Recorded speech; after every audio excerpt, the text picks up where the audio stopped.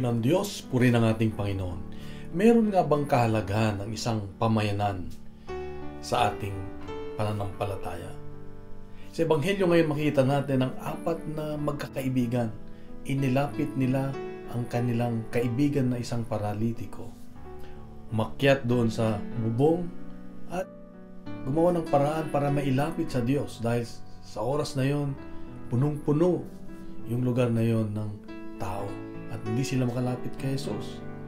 At nakita ni Jesus ang kanilang pananalig at sinabi sa paralitiko, "Anak, pinatatawad ka ng iyong mga kasalanan."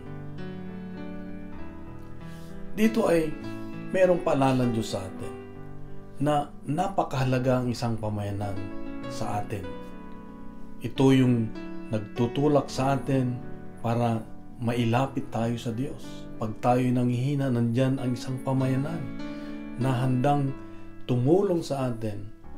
Pag tayo'y nawawala, pag tayo'y nanghihina o nagkakasala, nandyan ang isang pamayanan na nag-aalaga sa atin upang manumbalik patungo sa Diyos. Ngunit ang pamayanan ay nagsisimula dapat sa ating tahanan, sa ating pamilya.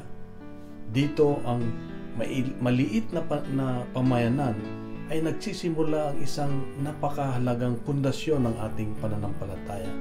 Kung kaya bago tayo maglingkod sa labas, sa malakihang pamayanan, ay siguraduhin natin na maayos yung ating tahanan, yung ating relasyon sa loob ng tahanan. At tayo ay nagiging dahilan, inspirasyon ng bawat miyembro ng pamilya para mailapit sa Diyos. Napakahirap maglingkod pag merong sirang relasyon. Napakahirap maglingkod pag meron tayong gulo, gusot o away o tampo sa loob ng tahanan.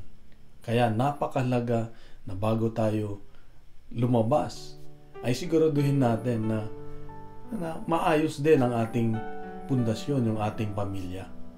Huwag nating isakripisyo ang ating pamilya sa ating paglilingkod. Sabi nga, yung iba kasi sinasakripisyo.